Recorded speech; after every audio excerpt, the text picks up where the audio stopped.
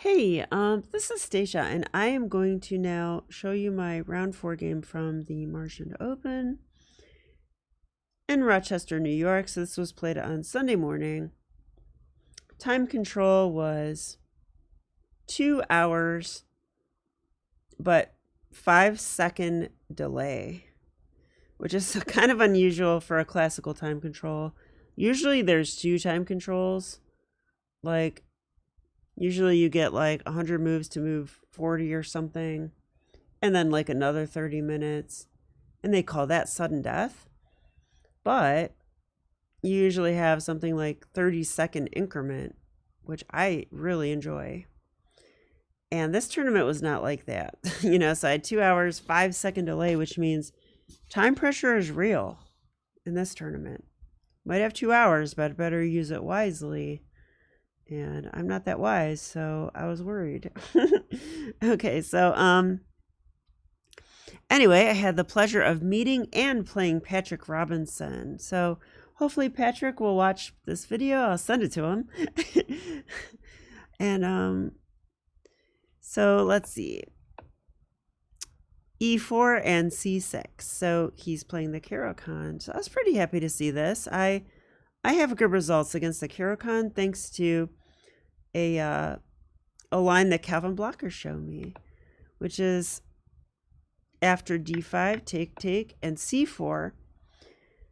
But I didn't have a chance to play my pet line because I had a panic attack. Oh, no, just kidding. It was a Panov attack. Okay, knight to F6, knight C3, E6. Okay, so I don't know if you guys watch my channel, but the best game that I have ever played, I'm pretty sure, recently even, I had this exact position, okay, in Parma, just like 2 or 3 weeks earlier against Darrington Gladman. So I was like, wow, I'm in the same, opening. I feel really comfortable in these positions, so I was feeling pretty hopeful about the opening choice so far. Knight to F3, bishop E7, same thing Darrington played. C takes D5, E takes D5.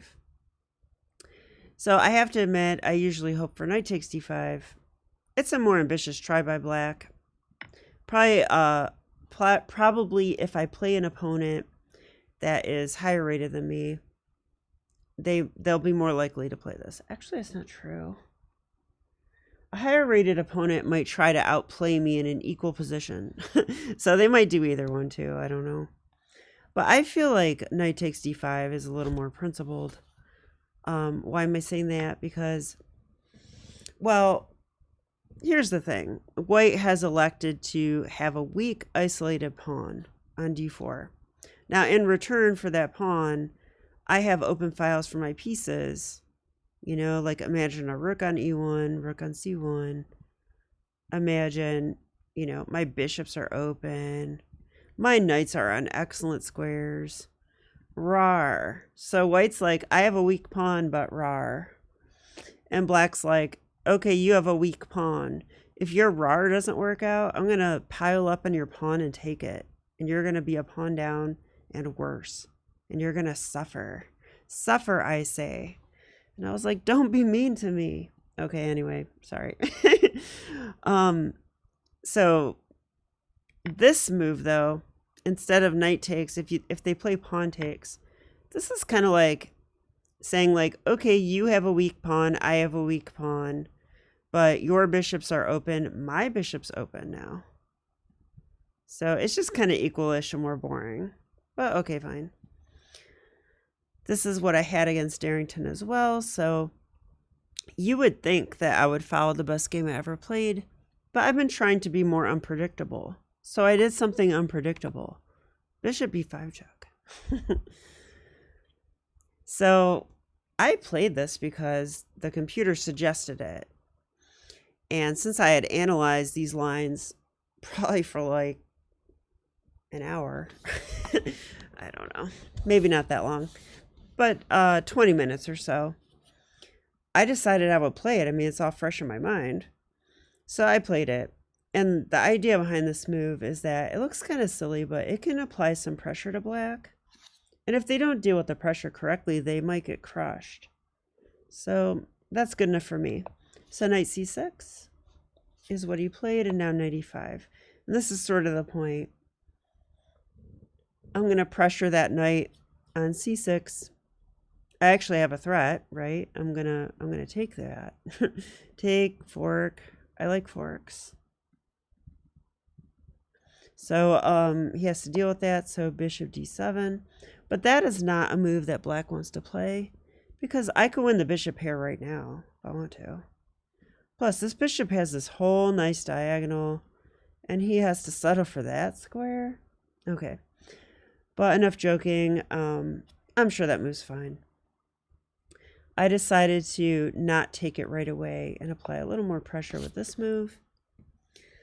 The idea behind this move is maybe I'll take your knight, and then I'll take a pawn. And that's a center pawn, by the way. But this is complicated. He went a6, attacking my bishop. Okay, I could probably, you know, I mean, if I was playing this again, I think I would play bishop d3. I'm going to check with the engine. Wow, the engine is saying something I didn't expect. It's not giving bishop d3 at all. Oh, actually, that drops my d-pawn. That could be a problem. Yeah, and then it undermines the knight. So actually, this is not good. I would be forced to take here, I think. Doesn't say that. It says bishop takes a6. Okay, that's a discovery on the knight. I mean, we can do that, I guess. Okay, and then computer likes this way of dealing with it. It says that black's only slightly better. But I don't want black to be slightly better. I want to be slightly better. Call me greedy. Okay, so bishop d3 doesn't work. That's probably why I didn't play it. Instead, I went bishop a4. Now the engine wants to take, which I find interesting. Wants this position, followed by castles. And rook e1. Okay. I guess we're saying, like, you've got two bishops, but hey, nice bishop. I could take that bishop if I want, and he's not doing anything, and he's got nowhere to go. So it's kind of interesting. But I didn't do that. I went here because I felt like it kept the pressure on a bit. I still had ideas to win d5. I was kind of going for that. So he went rook c8, and yeah, I think here I was planning on winning d5, but I saw something I didn't like. I think it was queen a5 check I didn't like. Down the line some, there was a queen a5 check. Oh yeah, I actually thought when I take this pawn, there's queen a5 check. I'm not even sure that would work though, because I would block it and defend the bishop, and the bishop's defended. So anyway, I don't want to go through that calculation at the moment. So castles, castles, bishop takes c6. Okay, here we go. Now, like I teach my students, you know, if you're going to give up the bishop pair, you should have a good reason, or a reason at least. My reason was I'm going to win a pawn. I thought after bishop takes f6, you know, he should probably take back. But he could try this move, but I would take with my bishop and laugh. So he didn't do that. He went here. Or actually, I'm just saying, let's say he goes there. He did in the game, by the way. Now my idea was to grab the pawn. Okay, I'm gonna take that center pawn. Now in this position, which I calculated like crazy during this game. I'm not saying it was good calculation, but I was trying. And I think he has two main moves I have to watch out for here. He has knight takes e5 and he has bishop takes e5. Now, I was hoping for bishop takes e5 because in that position, I thought I could take and knight takes, and I could take here. And if he takes with the queen, I'll trade off. If he moves his knight back, I thought that position must be, you know, a little bit better for me. Must be a little bit better for me. So I was going with that. Now, does he win the pawn there? Let's see. Sorry, I'm all confused already. After takes, knight takes pawn. I thought he would go bishop takes because pawn takes.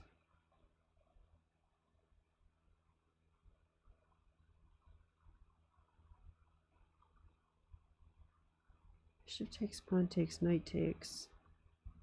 Bishop takes. Yeah, I thought he'd probably go knight takes. Yeah.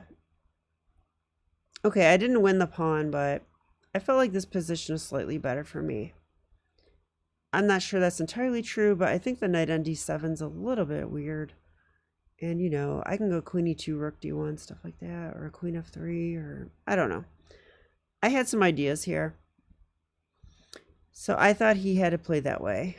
And then neither one of us has two bishops, so I thought that was fine. But here's the other line that I saw, which is actually not correct. Takes, and I thought, okay, I thought he can't play knight takes knight, and here's my calculation. I thought if he does knight takes knight, oh wait, I'm sorry, hang on a second. Takes, knight takes here, knight takes knight. Okay, that position, I thought I go knight takes bishop check first. Now he would want to take with the queen because who wants to double their pawns? But then I thought, then I take the knight. That's a tempo on the queen on f6. And I've got a bishop and a queen on d7. And I stopped my calculation there. I moved too early. So if you don't know what I'm talking about, you'll see in a minute. So in the game, this kind of happens. So I take here, he takes here, and knight takes d5. So, you know, I'm trying to pose a problem for black. It's like, hey, I just took your center pawn. You know, what are you going to do about it? Knight takes knight. Okay. I was so happy when I saw this move. I thought I was winning, but I actually missed something.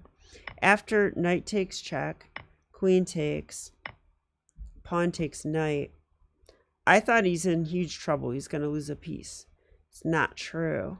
There's bishop takes a4. That bishop is attacking my queen. It's a tit for tat move.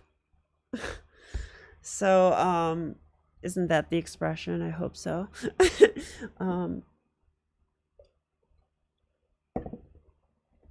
Okay, so yeah, I mean, I don't know. If you analyze this,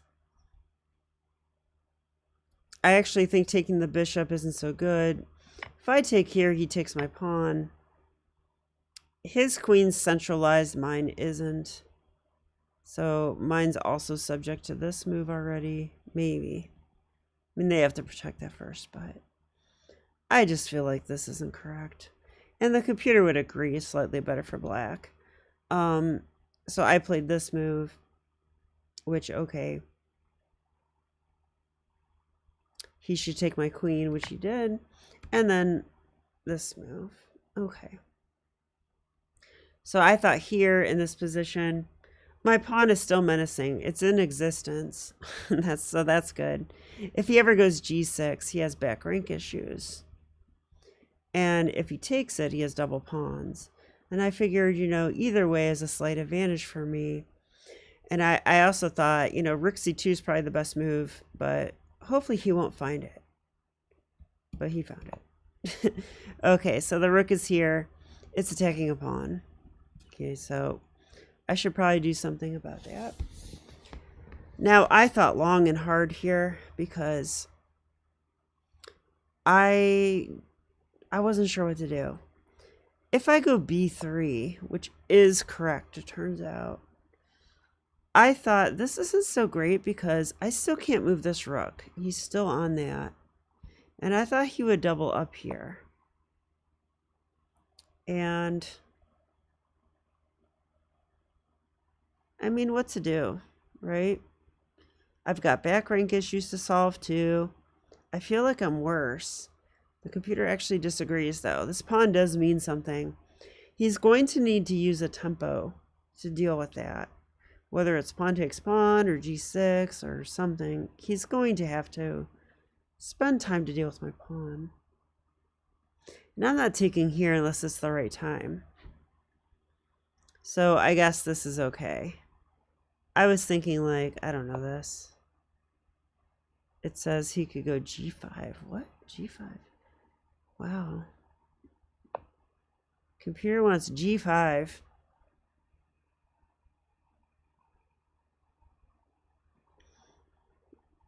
It also likes this though, which makes a little more sense to me. Okay, yeah, and I mean, I want to go... I mean, I can't challenge the rooks. I can't move this rook. Computer says rook d3. I guess I'm just going to double.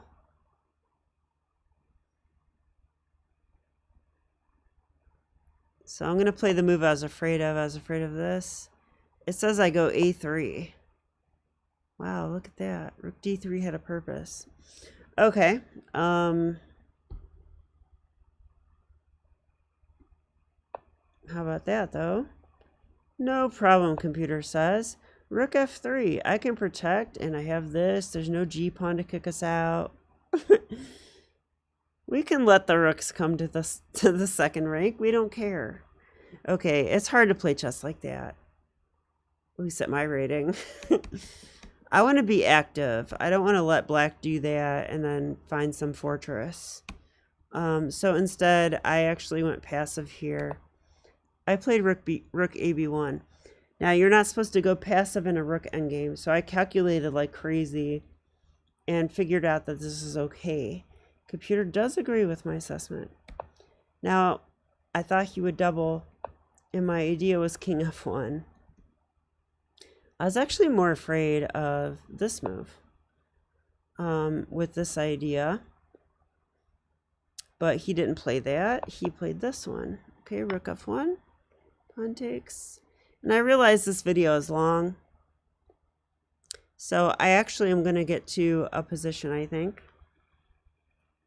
and then continue later because the endgame is actually very interesting. I never study endgames, and I never play endgames with time on my clock. So I think it makes sense to make like a more lengthy video on that part, more than 5 minutes anyway, which is what I think I have at this point because I need to get to bed. So I played a4. a4 is not correct either. Calvin Blocker maybe can help me with my endgame play because I don't know what I'm doing for the most part. Computer gives g3. I'm not sure why. I did this because I'm like, okay, now he's not x-ray attacking my pawn anymore. And that frees up my rook a bit more. He attacked it. b3 was the idea. And he went here. So now he's trying to provoke weaknesses, I guess. I was very suspicious of this during the game, but I don't think it's bad. The computer approves of all this. h3. Back over here. Okay. So this is what he wanted to do all along, of course. And he's going to play rook c3 and attack my b-pawn. But I saw that, and I was like, go ahead. Knock yourself out. Don't you know who I am? I'm Miss Stacia, and I love sacking pawns. So he went here, and I went rook e1. And the idea is he can take my pawn if he wants, but he's going to have 2 rooks lined up on his 7th rank. And good luck defending that. But he actually did find a really nice continuation here that I actually missed. So after queen b1 check, which I saw, He went here, then he went check. I was like, oh, wait a minute. I started to see his idea. I'm going to go to g3, and he's going to play rook g1. So that happened. Yeah, that's not good. So I took the pawn because, all right, there's no way to defend this. Now, I did have to calculate, though. So after takes, now I thought, I have to be careful where I put my king. Now, I already saw that one move does work, but one move actually doesn't work.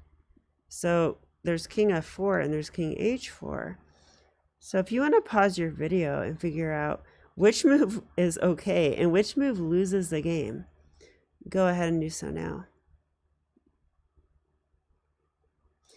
Yeah, it's king f4 is the move that is okay.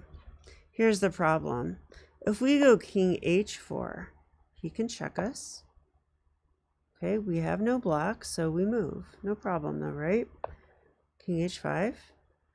Well, that's great. Except now he can check here using the pawn. Okay, now this is forced. Now that's mate. So that's not good.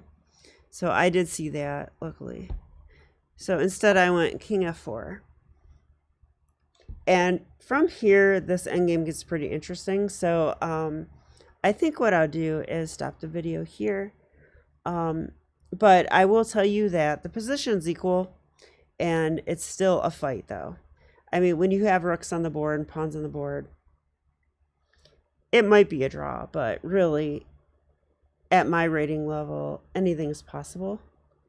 All three results are possible. So stay tuned, and we'll be back with the part 2 of this game. All right, have a great night. I'll see you next time. Bye.